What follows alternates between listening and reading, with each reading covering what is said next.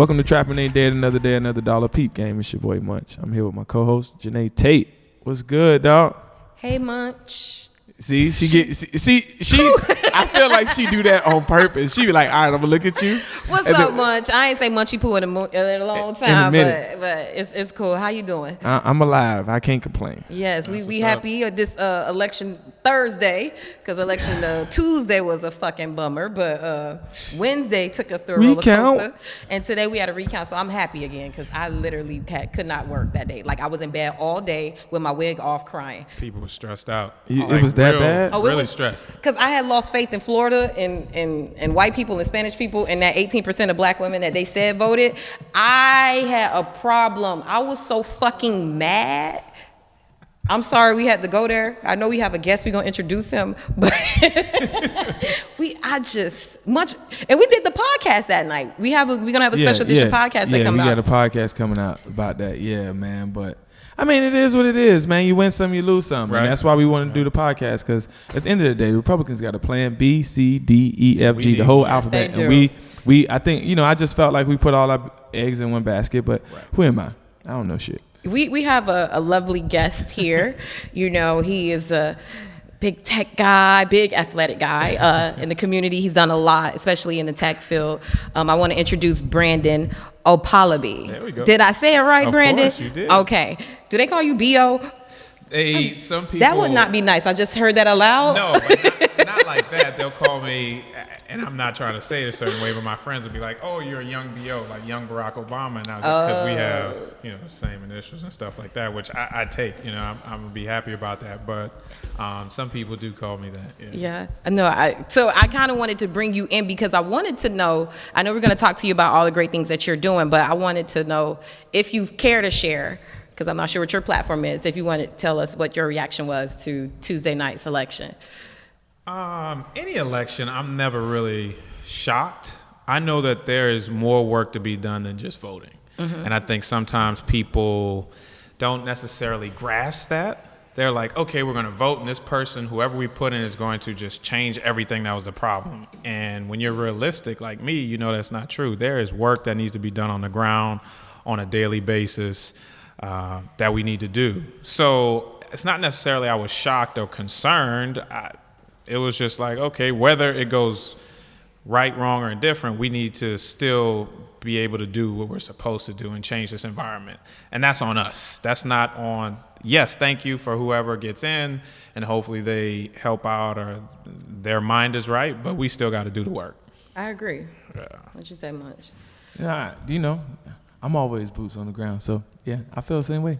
It's just, you can have a plan, like I said, I think a lot of times we throw all our eggs in one basket, and that's why we get so disappointed. Mm-hmm. But at the same time, it's like, all right, it's still things that we still have to be the change, and it's still a lot of things that we do have control of. Mm-hmm. Like, they have control of a lot too, but we can control our destiny, so that's the main thing. Right. Yeah. Right. And I think that's a great segue to introduce, what Brandon is, here to talk about, and, being that change in the community. So you have two or a nonprofit and a for-profit organization. Can you tell us about that and, the work? Let me see. Can you say it, Munch? Because I don't want to butcher the name. Dibia Athletic and Dibia Dream. Did we say it right? Yeah. Well, Dibia. Dibia. See, I always say it right. Because you wrote it down, so I was like, Munch. Dibia. Can you help us out? And can you tell us where the name comes from? Sure. So Dibia is actually my middle name. And when we started the for-profit, we had, horrible names like Basketball for All, and which was just beyond lame.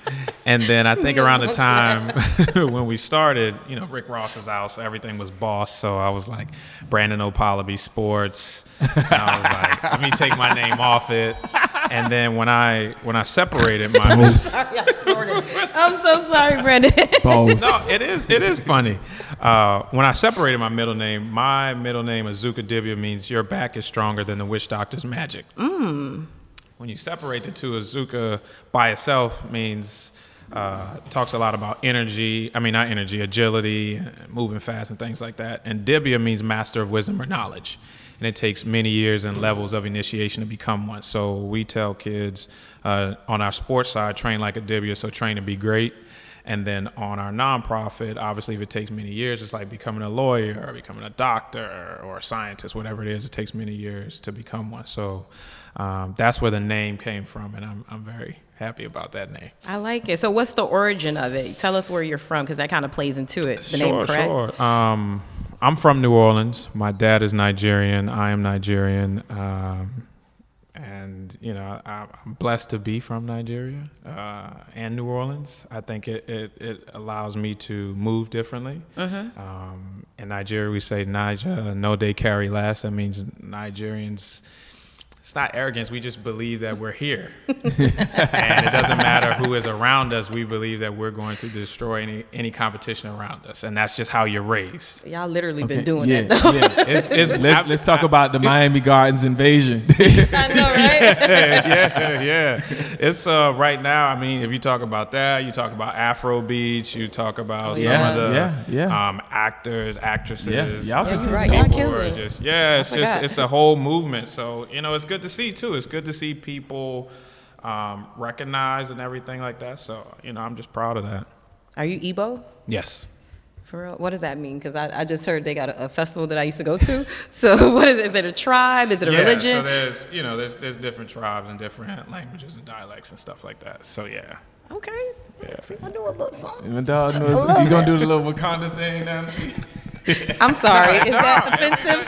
That is so bad. It's not offensive. I mean, when Black Panther came out, I was happy that people finally started embracing. You know, I tell people all the time, it's important for us to go to Africa. We'll go to Thailand. We'll go anywhere else, but we won't go to Africa. And you'll have an amazing time in Africa. And people should do that. Like, I think I follow a couple of these Instagram pages. There's parts of Africa that's just beyond amazing that they don't show. Right? And people like us need to be able to experience that, because that is where we are home. Now, there are also, you know, people say, okay, Africans have a problem with African Americans, but at some point we have to fix that. We can't keep beefing with each other. That's just got to stop.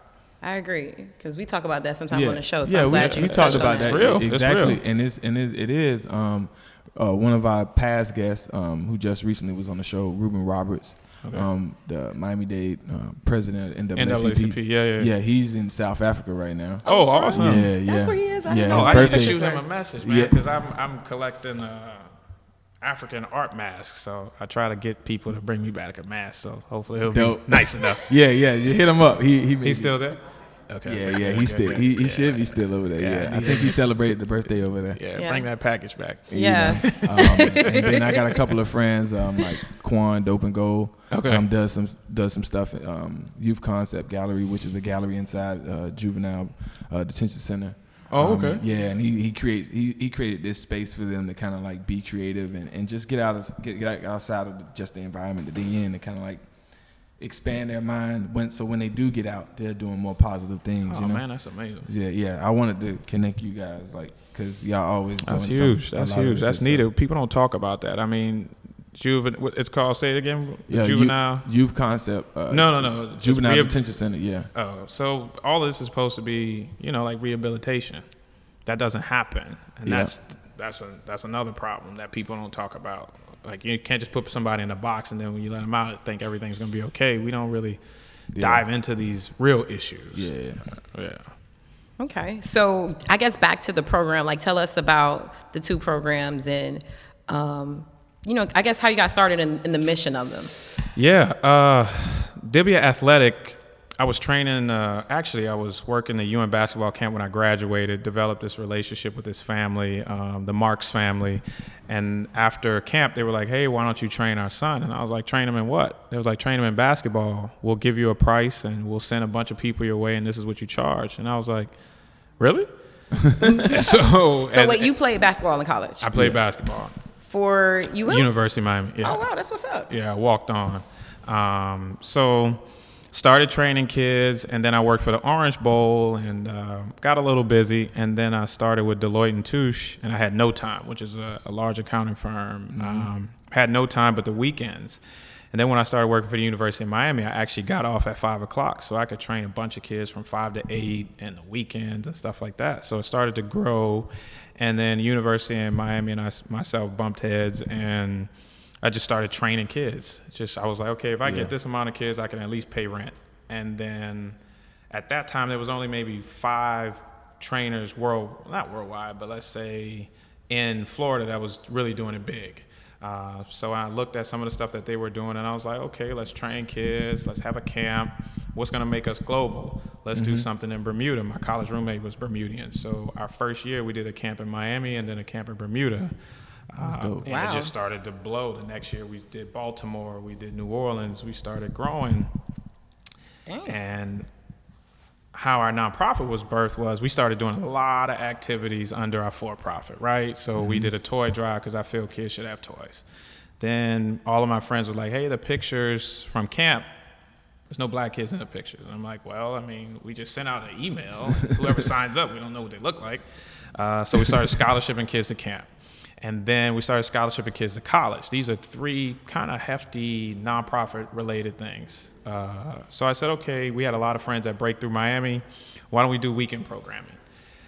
And I said, that's not enough. That's not going to change the problem that I think is there. Because I didn't actually know there was a problem. I just knew that I wanted to do more. And then I started digging deeper into education. Like they had taken away arts, they had taken away wood shop and different things that develop life skills with kids.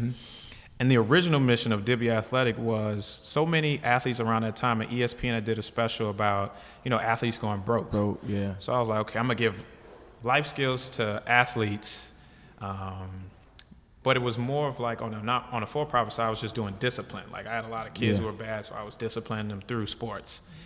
And I said, hey, man, let's just do an after-school program. And I was like, well, where are you getting this money from?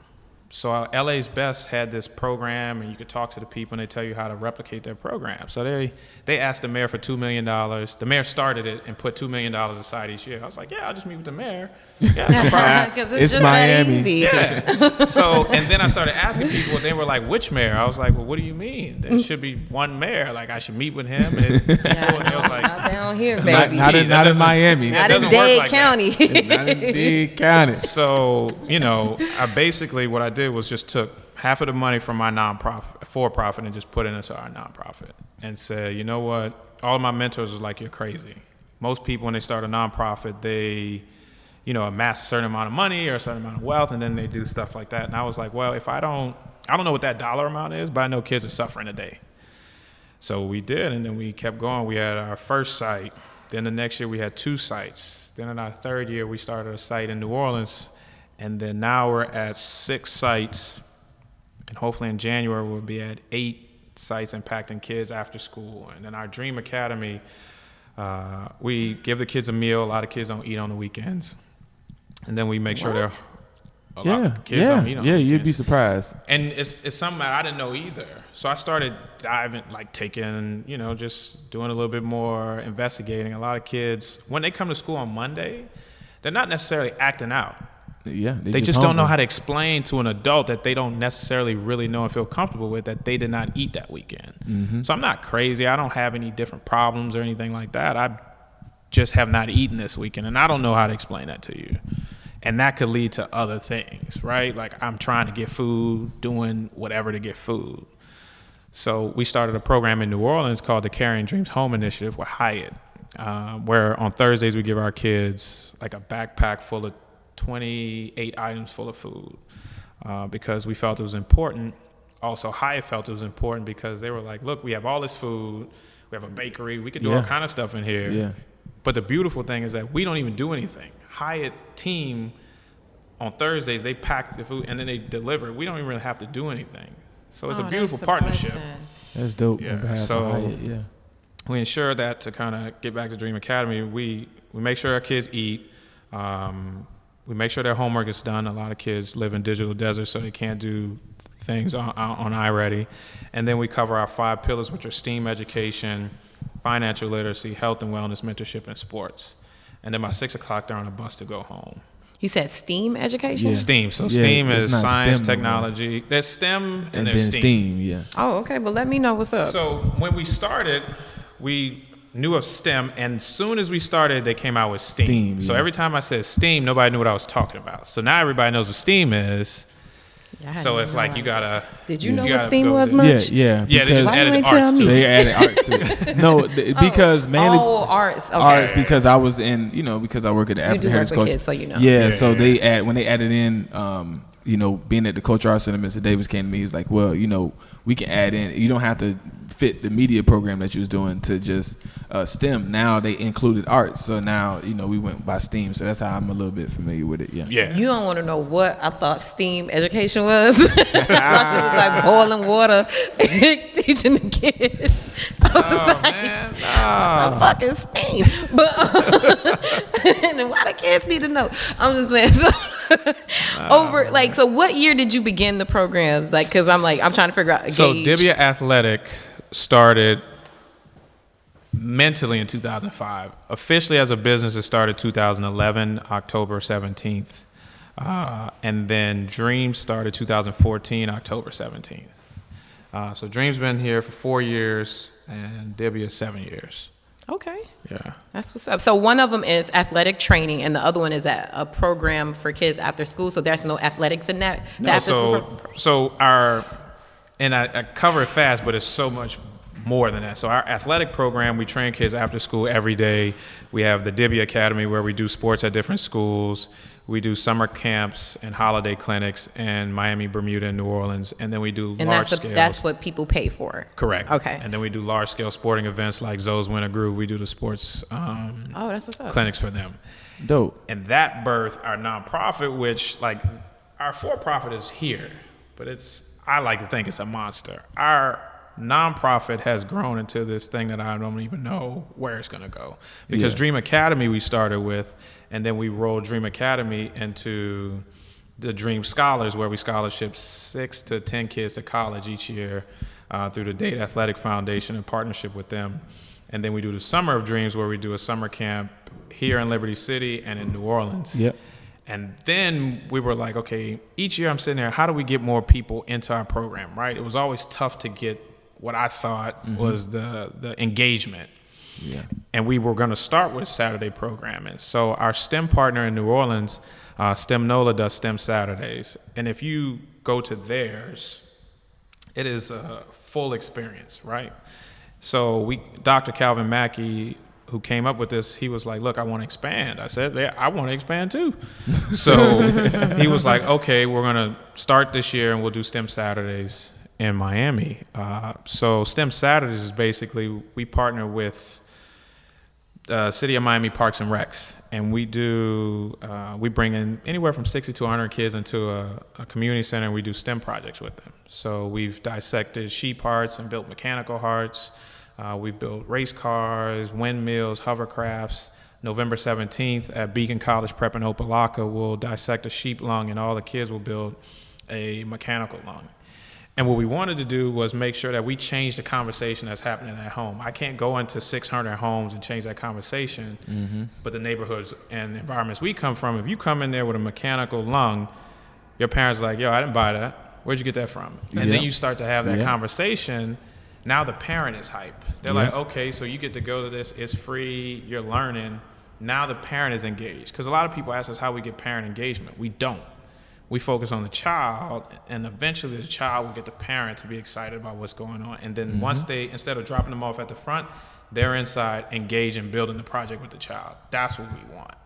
Because we can teach you from inside, but I can't come to your home, different home, and try to tell you how to be a parent or tell you to do more STEM or read to your child or things like that. Yeah. But you have to, once your child comes in here talking like they know more than you about this, you're like, oh, let me read about this, figure this out. And then that's how engagement starts. That's how we change the home environment. Yeah. Yeah. To your credit, a lot of my friends have been volunteering with the program. So Kalan is one of them. Yeah. A couple of teachers like my boy Timothy and some other folks that's been coming in, like teachers, like, yeah, we see what to be a dream. We're doing STEM Saturday. I'm like, that's my boy, man. right. That's my BB brother. Yeah, I know who that is. No, we've been blessed to have the volunteers that's come in. It's like I tell people, like, look, I'm a motivator, I'm a coach, so I can get you hype about something.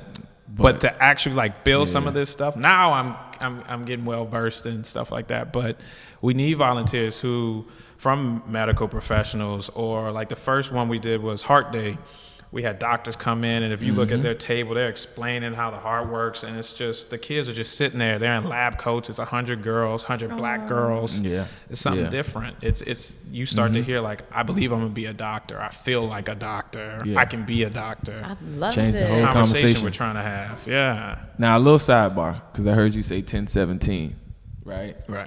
2011, then 1017, 2014. Right. Now interesting. I started All Like Mine's Media 1017. So Oh yeah. yeah. Okay. So, so I was like, is it Gucci or was it another? Or was it just some numerology? No, it just happened. It was that the first time it was just basically this was the day, sat down and wrote down some stuff, and then Dream. I was sitting down. I think it was in my mind is when it came up. I'm not sure when 1017 was, but. I tell a story now. So how Dream came about was like I was trying to figure out a name for a nonprofit. I was like, we'll call it Dibia something. What are we gonna call it? And at that time, the best nightclub or the club I like to go to was Dream. So on Saturday, It was one of my favorites as well. it was amazing. It's a good club. So I'm sitting there at my computer and I'm trying to come up with names. They're all horrible. I'm like, man, my creative juices. Horrible. I said, man, what gives you pleasure? What gives you joy on this day? I said, Dream. Man, right now I'd be a Dream.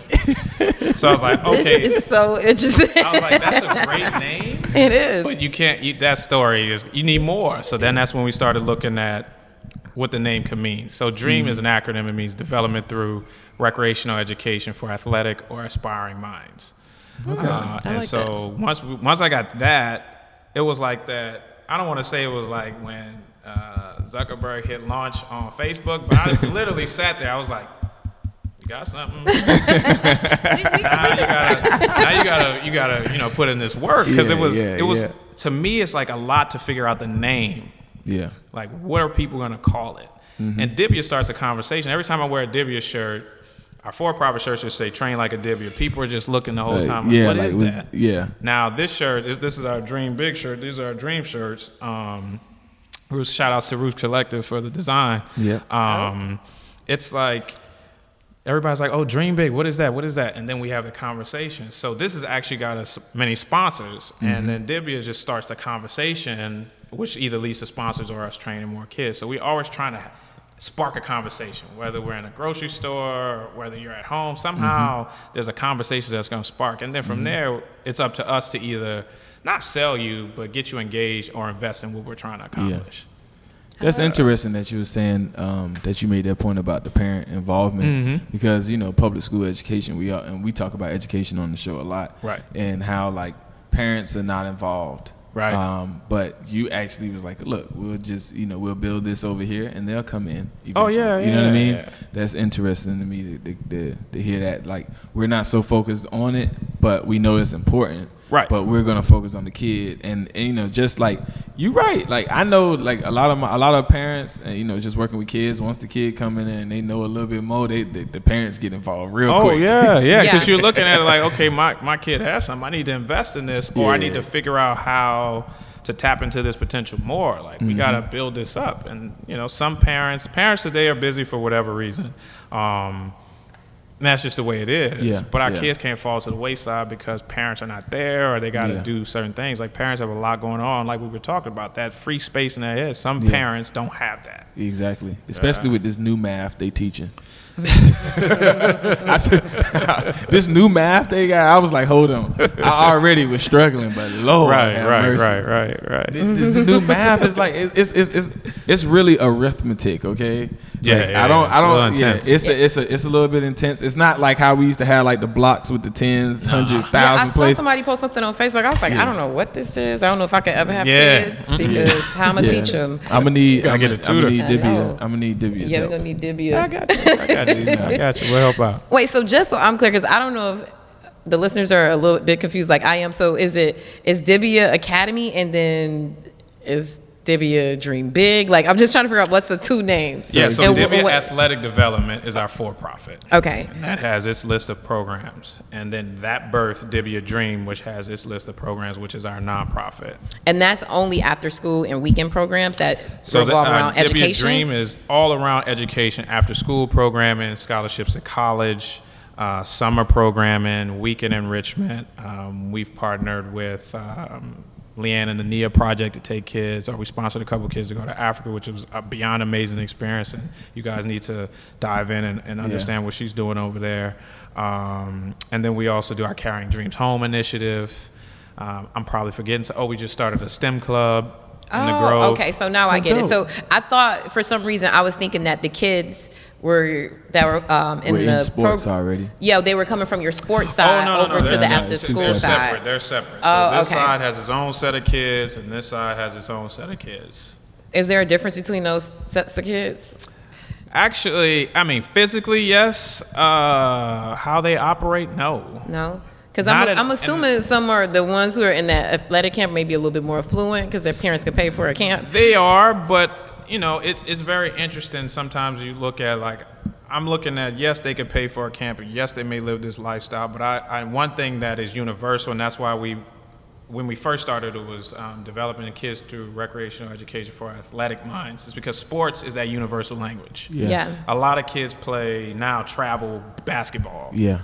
Okay, and for whatever reason, kids from certain environments are better from kids than other environments. But also, this kid from this environment may be able to pay for certain things that this team could have. Exactly. Okay, we got to come together. So I go to your house and see how you live. You come to my house and see how I live on this island. It's very different, but that brings people together. And then you start to realize, like, that kid will see, like, maybe there's problems that you have that I don't have, and then there's problems you have that I don't have. Exactly. And or I they think see it's commonalities, too. it's commonalities. It's a conversation, because that's the beautiful thing about sports. No matter who you are, you can talk about sports. Now, you may not like sports, but there's some sport that you watch that you don't like or that you like. You can have a conversation with somebody about that. And that's what merges the two together, and that's what's beautiful about it. And that's why we started there. So when we scholarship kids from certain environments, we can have a conversation around sports on this side. Maybe they may not be able to come to our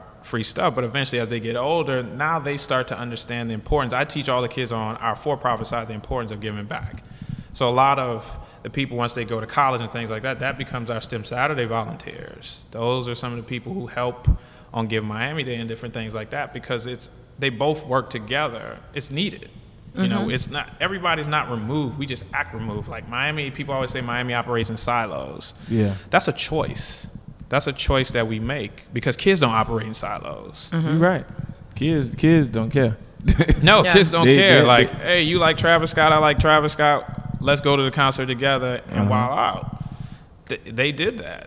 Okay, so I'm not saying it's that easy as adults, but there are commonalities that we can come together on and be like, okay, I like this, or we have a common ground on, this is a human issue. This is not a black-white issue, or affluent issue. This is a human issue, and I think sometimes we get away from that. Yeah.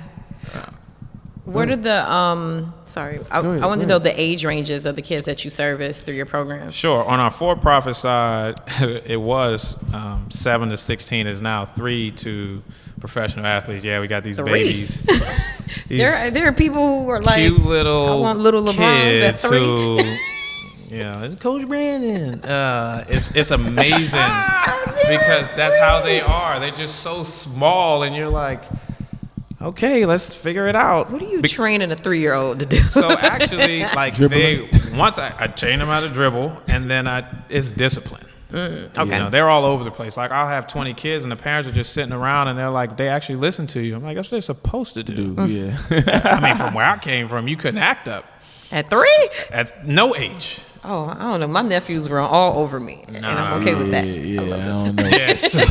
So we do 3 to professional right. athletes on our for-profit side. And then on our nonprofit side is ages, our after-school program is K through 8th grade, and then we service 7 to 16, 17 through some of our programs. So when they graduate, whatever age they are. That's what's up. So do you ever see some kids in the after-school program that you feel like have potential for your camp, and you like bring them over? Sure. I mean, we make sure that if they're interested in athletics and things like that, of course, in the summer, they can come to our camp, and we figure that out, once they express interest and things like that. So we always try to figure out if a kid likes basketball or they like basketball and football. When we do those Winter Groove, we're like, yeah, make sure you guys come out. That's January 19th. quick plug at Alonzo and Tracy Morgan High School. They got the date. Yeah. Yeah. MLK weekend. Got to call Mr. Diggs. I was just with him today. So you have something big coming up, right? You have an event coming up that you could tell us about. Yeah, so we have two. Okay. Give Miami Day, November 15th. I'm asking everybody to donate $25 to ensure that our kids can continue to have free STEM Saturdays, free after-school programming, free school supplies, free meals, free transportation home, a safe haven, so they can just become better youth and live a life that a child's supposed to have. So November 15th, go on Miami Foundation website, type in Dibia Dream. Give us your little ducats. We appreciate it. And we're trying to get cause, man. Yeah, we're trying to get as many. We're trying to get like a lot of gifts this year. So I'm trying to get 500 gifts, $50,000 for Christmas. No, for November 15th. And then next Thursday, and then that Saturday we have STEM Saturdays at Beacon College Prep in Opelika, where we'll dissect sheep lungs and build a mechanical heart. So you can register at Dibia, D-I-B as a boy, I-A dream.org, and registers. We have 80 slots available. I think we probably have maybe 20 left. So, and then volunteers, medical professionals, people who just really like engaging youth. It's not necessarily like people like, look, I don't do science. Now, I don't do science either, but I engage the kids. Like that day, I am not the founder. I am a kid, because I actually tell all staff I'm not doing nothing work related. I'm building alone. Okay, that's what I'm going to do. Or I build, like when we did cars, I raced all the kids and I thought my car was fast. This little girl car, she was testing. I was like, I'm not racing her. She go with the second group. So I beat everybody the first one. I'm not racing her. I kind of want to see the sheep part. Yeah, I mean, it's a cool thing to see. Our kids will be in lab coats. We're going to bring in Dr. Griggs from New Orleans, who is amazing. He has this amazing presentation. When we did Heart Day, imagine just a room and all the kids are on the wall and they're making the sound of the heart. But the kids are making this sound. Yeah. And then he, has cardiac arrest. One of the kids brings him back CPR, and then the heart rate goes down, which is the room of kids. And then once he starts to come alive, the heart rate goes up. It's like an amazing experience. And that's what we're trying to provide. Like STEM is cool. We're trying to provide fun education. So that's the two events we have. And we're just excited about everything that's coming up. Man, it's just so dope. A lot of the things, because we didn't meet until after Be Me. Yeah. Y'all Be Me brothers. Yeah. Oh, so were y'all the same year? No, he was the year before me. Yeah. So I think we actually met the day that they awarded me with one, we met that day, and then ever since we've been trying to link one way or another. But it's good that we were here today, and and so many things, like as far as like when I seen a lot of the work, because I seen the work before we actually met, and I was like, damn, this STEM Saturday shit is like dope. Like, and then you in Liberty City, and I'm like, Liberty City, we don't get nothing, and I'm like, yeah, we got. And that's the thing too. So we do it at Samuel K. Johnson Youth Center, and I think people don't really grasp Charles that. Hadley. Oh, okay. So that's sometimes Sam Johnson. I know, but I'm like, Munch, where Liberty is that? City Optimist, man. The great Sam Johnson. He's saying the official name. We know it is. Charles Hadley. Right. Because some people say, oh, it's the Youth Center. Some say Hadley Park. It's both the same. But we wanted to focus on that center because we partner with different parks, and some of them are okay, but Adidas came in and outfitted a room back there that is a STEM room. Like they have 3D printers, kids make their own sneakers. It's like, Keon. It's amazing. And it's underutilized. Yep. So we have, I don't want to say adopted it, but we go in there the third Saturday and make sure. And then now it's like, okay, STEM Saturdays has grown to where. Wait, every third Saturday? Every third Saturday of the month. Wow. Yeah. I thought this was a once a year thing. So STEM Saturday is an ongoing. Yeah. Oh, okay. January to November. December we'll be in Texas for our STEM Saturday. But like now we're gonna do one in March. I think we talked about or we confirmed with the Marlins. Okay. We're looking to do one with the Heat. That's what's up. And one on Key Biscayne, and then one at the PAM. Okay. Because we want to also I think it's great to bring the kids to that environment, bring other people to that environment so they can see this is an amazing center. But then also kids are always in that environment. I want to get them out their environment. big about exposure. Yeah. So if you go to the Heat Arena and now you're doing STEM in the Heat Arena, it's not just basketball. Or you're shooting rockets on the Marlins field. It's like, this is a different experience. Yeah. I kind of want to go. I want to shoot a rocket. Every on the time I'm Marlins. like, man, how can I get involved? Like, I'm looking like, I think I done hit you up a couple times. Like, Yeah. like, hey, man, I want to come through this, man. I know, I'm Like, like, I'm 15.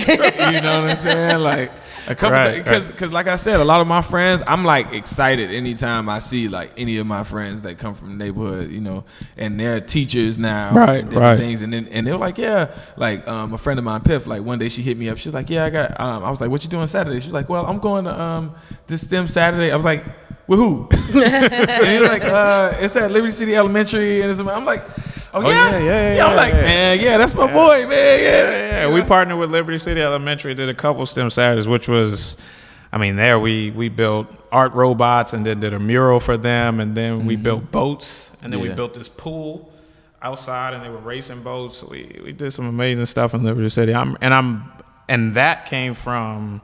I'm kind of off social media, like, yeah, it works for us, yeah, it don't work. This time it actually worked, because one of our board members, Chef Richard Ingram, posted, he came to the STEM Saturday in March. Oh, he was just on Papa Q's show. Yeah. And the principal from Liberty City Elementary, they went to school together, so she was like, yo, I want this at my school. So reached out to me, then we started doing stuff there, and now we're trying to do after school programming and stuff like that. So our main thing is about finding principals, finding people in the community who get it, who understand that we're not trying to get in their way. We're an enhancement to your school. We're not trying to change nothing you do. We're just trying to help. Exactly. And if you get it and allow us to do what we do, we're gonna help these kids the best way possible. Yeah, I can see it definitely growing, because just getting athletes, you know, I know it's not like we try to keep these things separate, but like athletes, you know, plan B, bruh. Like, you need to be involved. Like, school is just as important. So, you know, me coming from that background, you coming from that background, Janae coming from that background, like being student athletes, is like student was kind of like second to a lot of our counterparts. You know what I mean? A lot. You know, they were like, no, sports. Like, we playing ball. It's play I'm going to the league. I'm going to the league. But the reality of the matter is I haven't gotten off the bench yet, but I'm going to the league. You know what I'm saying? But the reality, I remember somebody came to us we speaking about Liberty City, Sam Johnson, coming from Liberty City Optimists. They said, man, only 3 to 4% of the people, or 5% of the people, less than 5% of the people you come up with are going to make it. And, you know, those 5%, I can really count on 5% make it to the league? Yeah, make it to the league. Well, that's high. Well, because that's another thing, too, because in Miami, the percentage is much higher. Overall, it's like less than 1%. Yeah. But Miami, Liberty City, what's the other place? Cali. Oh. No, it's like... not Polk County. But Belgrade is. Belgrade.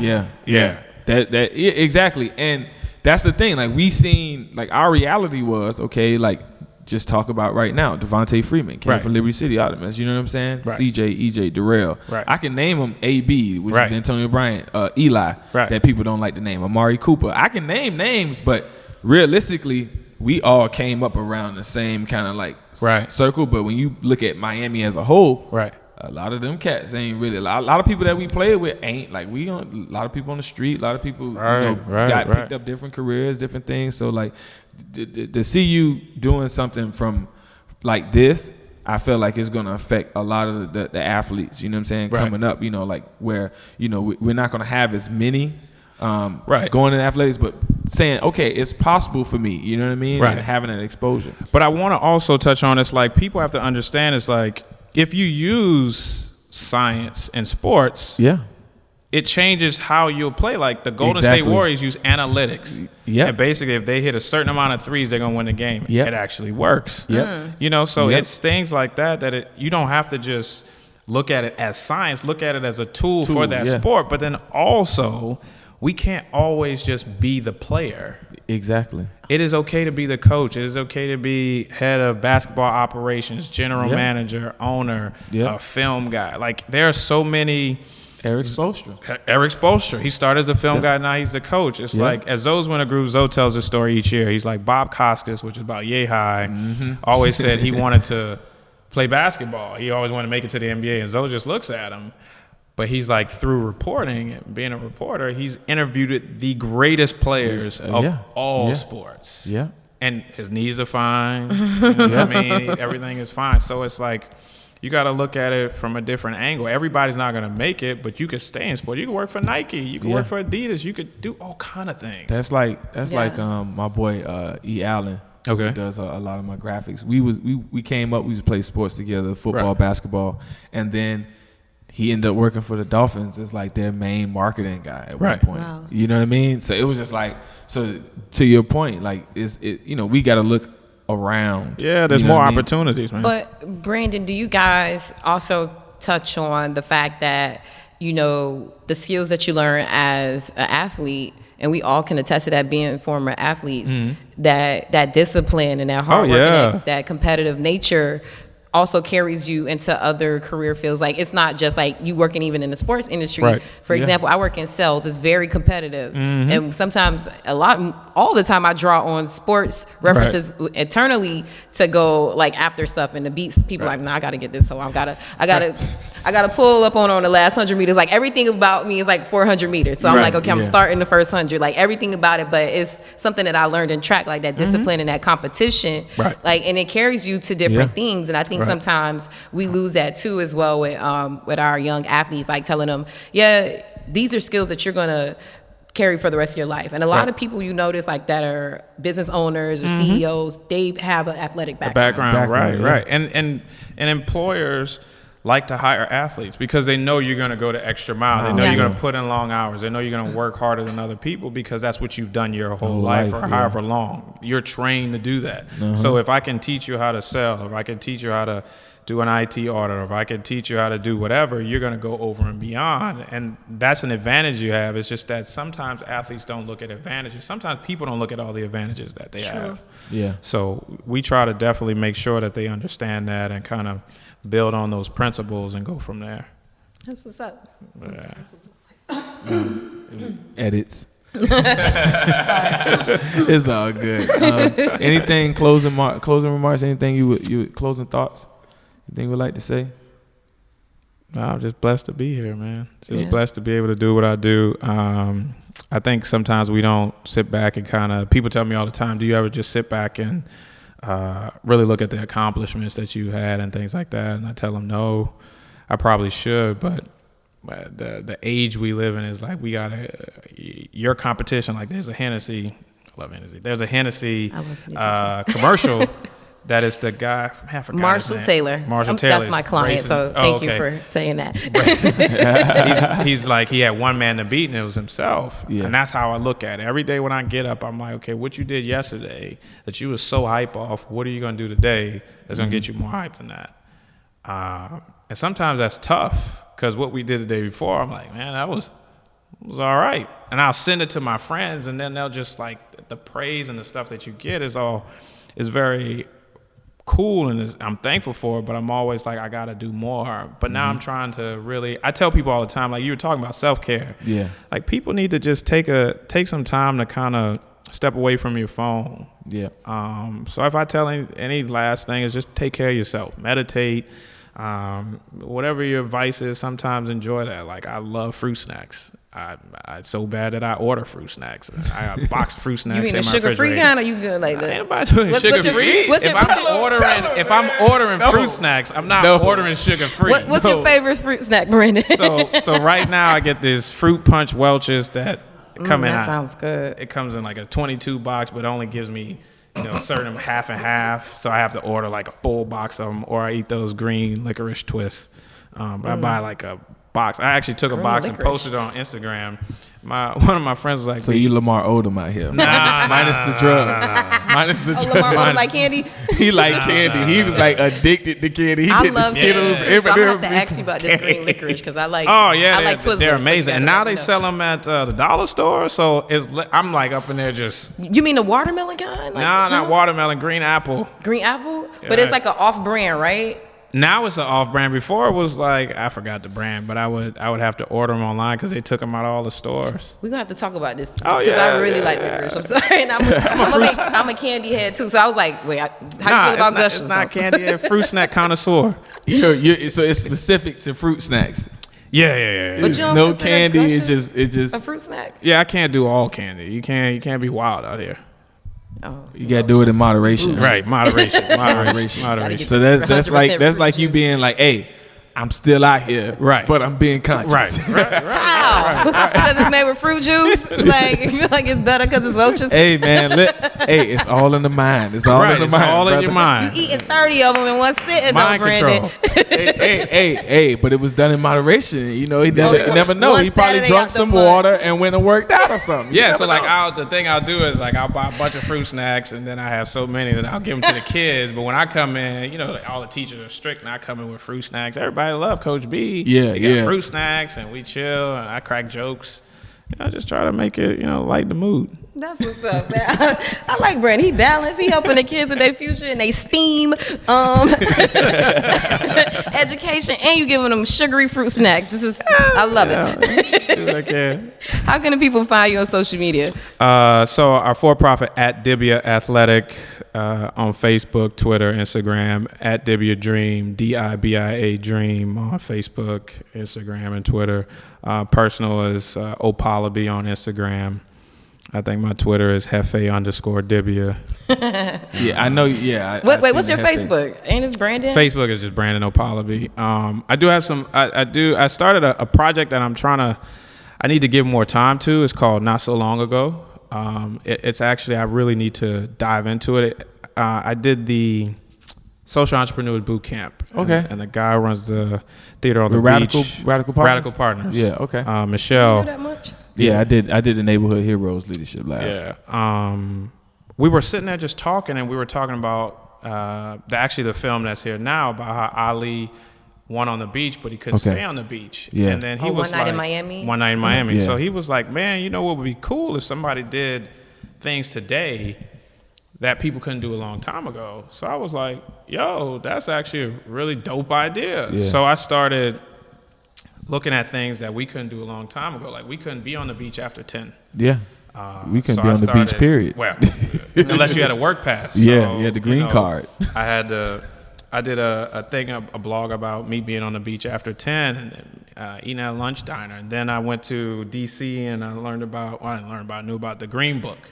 So I'm putting together like a catalog of different things that we couldn't do a long time ago and starting to blog about it once I get some extra time. But that's a project that I want at least to put in people's ear, because I think that with these times right now, people need to understand not so long ago, we couldn't do certain things, and it's starting to look the same now. Yeah. And we got to figure out how to not let that happen. Yeah.